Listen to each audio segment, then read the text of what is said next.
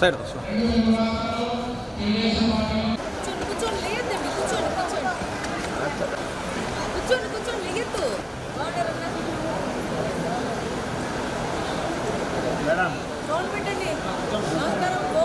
పాదయాత్ర చేసే రోజున మాతో పాటు పాదయాత్ర చేసే రోజున రాయలసీమ పచ్చం ఉండాలి. అందరినీ రాష్ట్ర ప్రభుత్వంలో ఉన్నటువంటి మంగళగిరిలో తిరుగులేని మెజారిటీతో విజయ్ ఇబ్బంది పెట్టిన 226 రోజులు తిరుగులేని ప్రతి కార్యకర్తకు ఆర్థికంగా ఆదుకొని నేను ఆత్మ బలానికి నిదర్శనం ఉంటే ఏంటంటే లీడర్షిప్ ఫర్ ఆల్, ఓ అంటే ఆపర్చునిటీ యూత్, కే అంటే లోకేష్ గారంటే ఇది.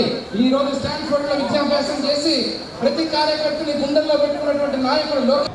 ఈరోజు మహానాడు చారిత్రాత్మకంగా 1875 క్లస్టర్స్లో ఈ యొక్క యుద్ధ ప్రభావం వలన మనము పొదుపు చేయాలని మోడీ గారు ఇచ్చిన పిలుపు మేరకు మన కూటమి ప్రభుత్వంలో మనము కూడా ఈరోజు పొదుపు చర్యల్లో భాగంగా మహానాడు హైబ్రిడ్ విధానంలో 1875 క్లస్టర్స్లో రాష్ట్ర వ్యాప్తంగా జరుగుతూ ఉంది.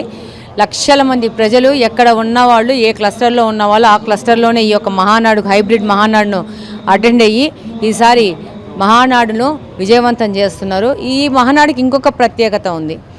ఏంటంటే ఇది స్త్రీశక్తి మహానాడు. ఈ మహానాడును మహిళలకు అంకితం చేశారు. మహిళల భద్రత, మహిళల అవకాశాలు, ఆపర్చునిటీసు, ఆర్థిక స్వాతంత్రము, రాజకీయాల్లో కూడా మహిళలకు అదే ప్రాధాన్యత ఇవ్వాలని చెప్పేసి నిన్న లోకేష్ గారు 33% రిజర్వేషను రేపు రాబో 29వ ఎన్నికల్లో అది చట్టం అయినా కాకున్నా కూడా తెలుగుదేశం పార్టీ మహిళలకు 33% రిజర్వేషను ఇస్తుంది. ఆ విధంగా ఎన్నో పార్టీలు దీన్ని వ్యతిరేకిస్తూ దీన్ని మహిళా రిజర్వేషన్ వెనక్కి వేస్తడం వల్ల మహిళలు నష్టపోతున్నారని చెప్పేసి అది చట్టమైనా కాకుండా తెలుగుదేశం పార్టీ ఫాలో అయిపోతుంది రిజర్వేషన్ అని చెప్పి నిన్న ప్రకటించడం జరిగింది. తెలుగు రాష్ట్రాలను ఆశ్చర్యచకితులు చేస్తూ ఆనంద ఉత్సవాల్లో మునిగి తేల్చారు.